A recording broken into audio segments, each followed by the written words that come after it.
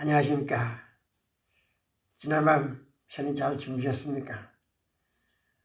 이게 촌부가 되다 보니까 지난주에는 하루 종일 일하고 한다고 유튜브를 쉬었습니다.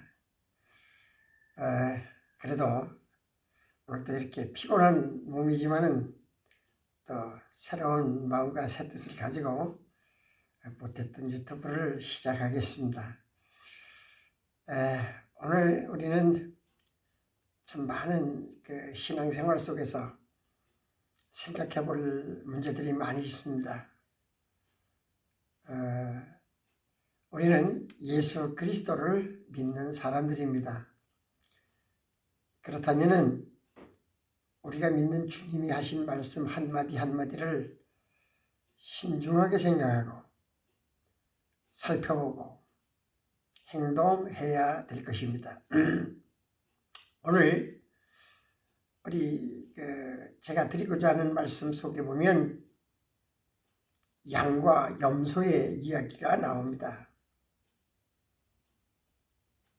오른쪽에는 양, 왼쪽에는 염소. 이것이 필연적으로 우리 그리스도인이 서야 될 주님의 보좌 앞이라는 것입니다. 심판대 앞이라는 것입니다. 주님은 우리가 살아있는 동안에 살아가는 모든 삶들에 대해서 어김없이 보상을 해 주시는 것입니다. 오늘 우리가 살아가는 이 사회는 신용사회입니다. 이 신용사회에서 탈락하면 모든 금융거래가 차단이 되고 살아가는 일에 어려움이 많죠. 예전에는 동네 옆반에 구멍가게가 있었어요.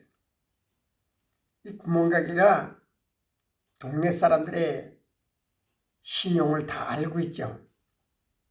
그리고 각 개인의 얼굴이 신용이었습니다.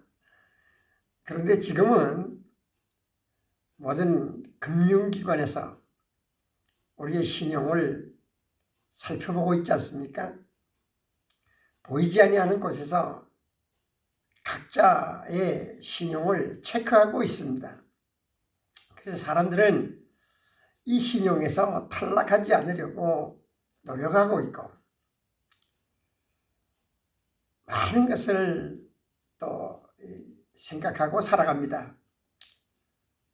인간 사회에서의 신용, 그것은 곧 우리 하나님 앞에서의 신용을 생각해 보게 됩니다. 오늘 본문을 보면 저 보이지 않는 하나님 나라에서의 우리의 각자의 삶에 대한 보상은 너무나도 세밀한 것을 말씀하고 있습니다. 그 세밀함이 목마를 때 내어준 냉수 한 그릇도 보상의 조건이 된다. 그 내용을 기억하고 계신다. 우리가 눈만 뜨면 살아가면서 우리의 발자국을 남기고 있지 않습니까? 그런데 그리스도인이 교회와 세상에서의 삶에서 크고 화려하고 명성 있는 일에는 앞다투어 일하고 실적을 남기려고 합니다. 그러나 아주 작은 일에는 별로 관심이 없습니다. 그런데 주님의 심판에서는 아주 작은 일도 영원한 영광이 보장되는 것을 말씀하고 있습니다. 큰 일만 한다면 가난하고 형편이 안 되는 사람은 큰 일을 할 수 없잖아요.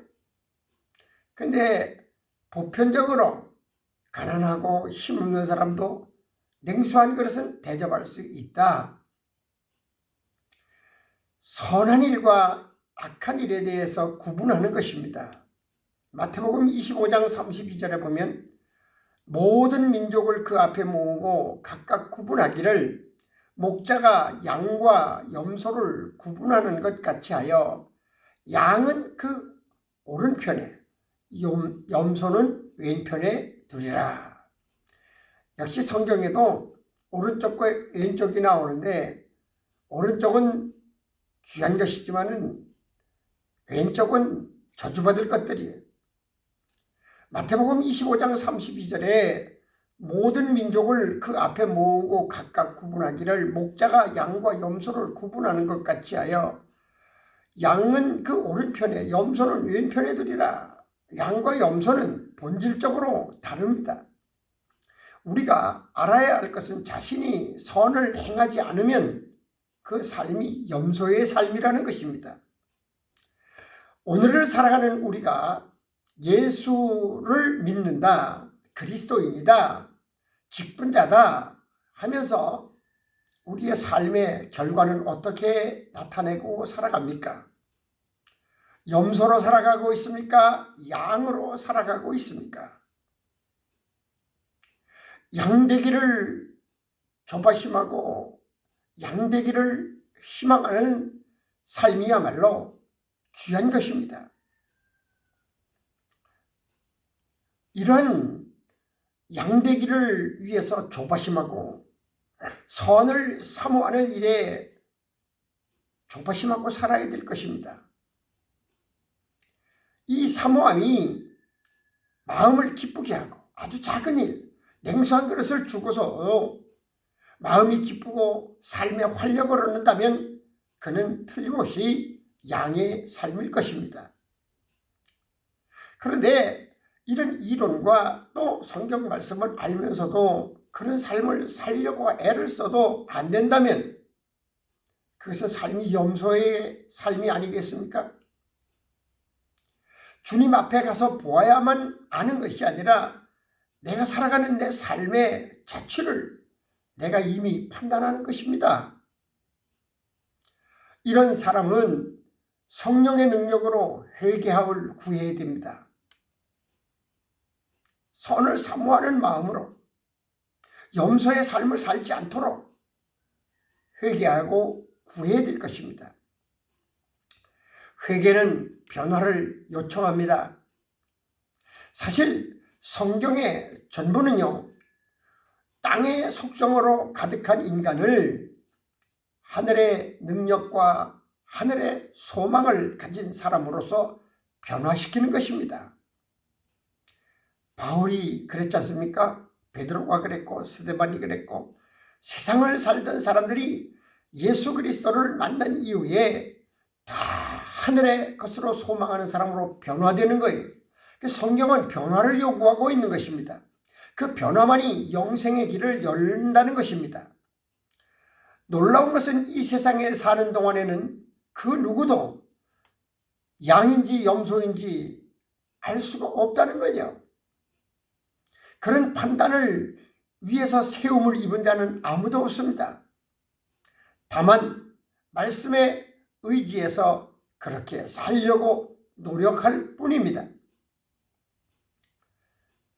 마태복음 25장 34절에 그때의 임금이 오른편에 있는 자들에게 이르되 내 아버지께 복받은 자들이여 나와 창세로부터 너희를 위하여 예비된 나라를 상속받으라.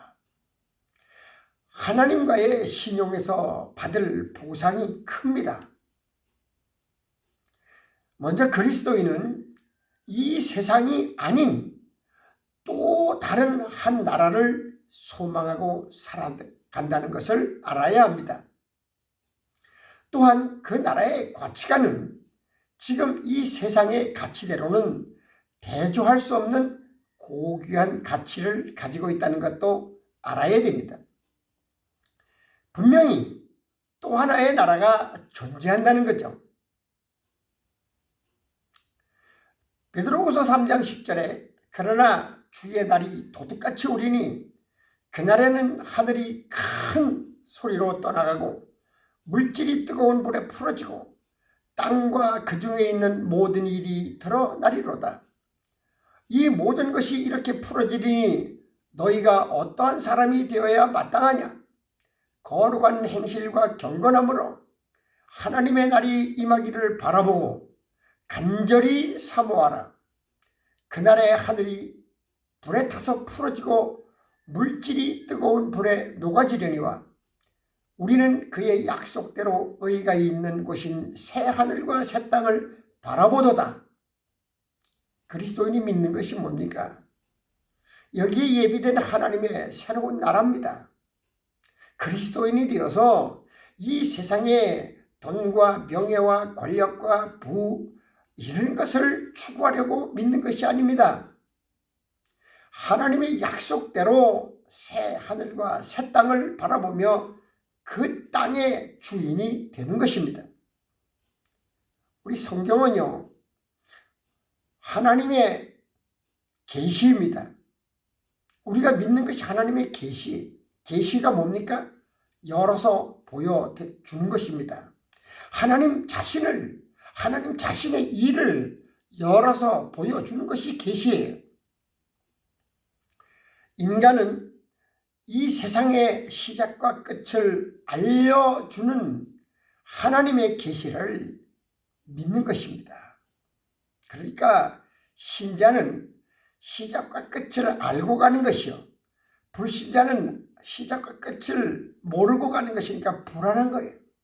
그렇게 죽음이 와도 슬프고 통곡하고 애곡하는 거예요.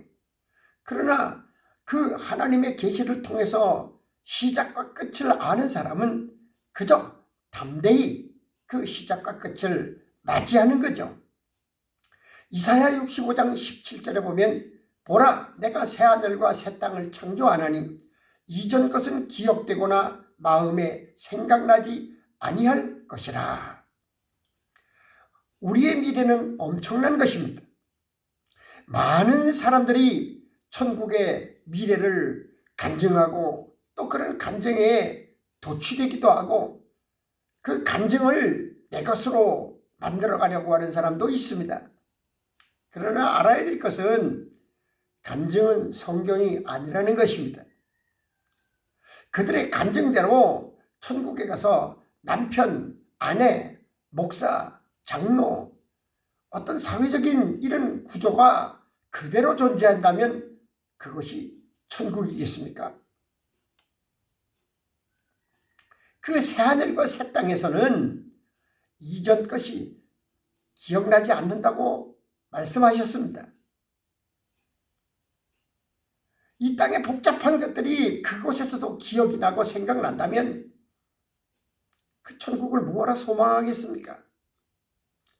이 땅에서는 다만 하나님이 주신 가정과 또 자녀와 이 사회 속에서 충성스럽게 주어진 본분을 다하면서 하나님의 그 열어 보여주신 계시를 전하고 알려주고 깨닫게 하는 것이 우리 그리스도인의 사명입니다.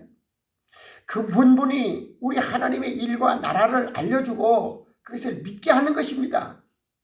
내가 낳은 자식이라도 이것을 전하지 못한다면 그것은 큰 저주가 되겠죠. 지금 살아가고 있는 모든 구조가 천국에서 그대로 진행이 된다면 그것은 결코 천국이 될 수 없습니다.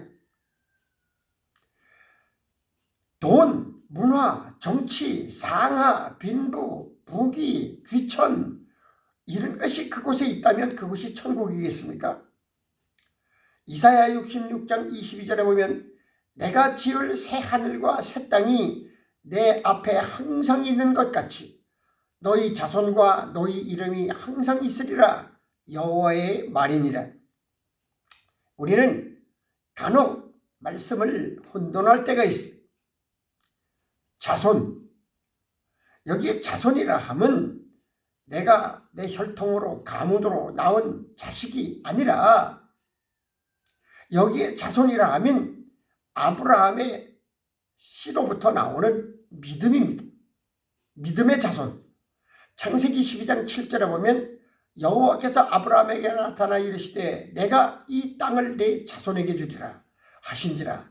자기에게 나타나신 여호와께 그가 그곳에서 제단을 쌓고 창세기 13장 15절에 보면 보이는 땅을 내가 너와 네 자손에게 주리니 영원히 이르리라.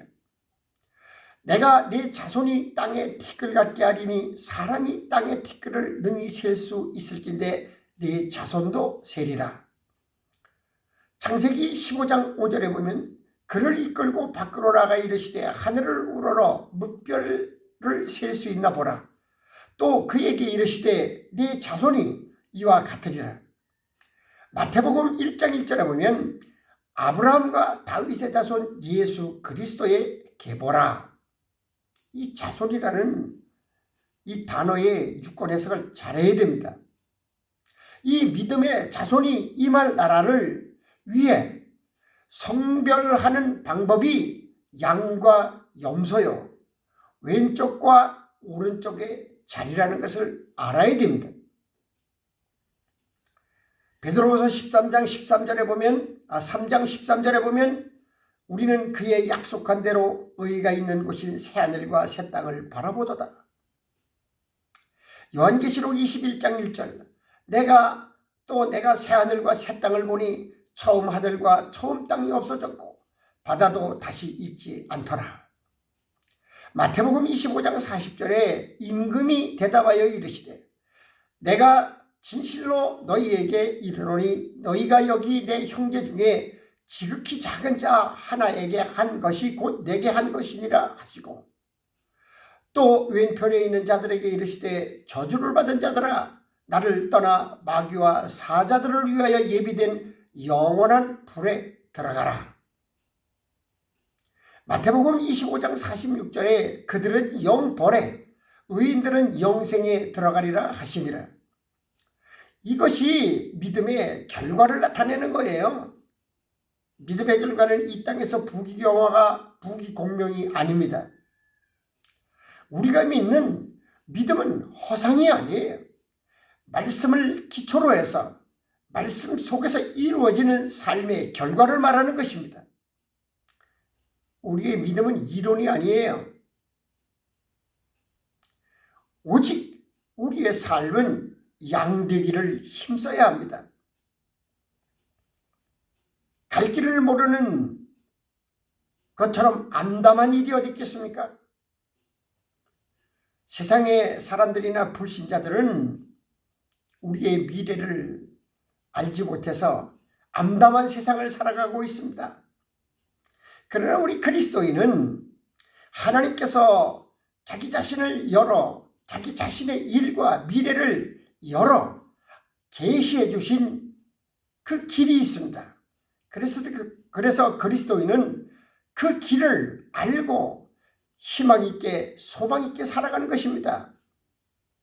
바로 그 길을 얻을 수 있는 것은 그 길을 가서 얻을 수 있는 그 나라는 아주 작은 일도 힘써 선을 행해야 한다는 것입니다.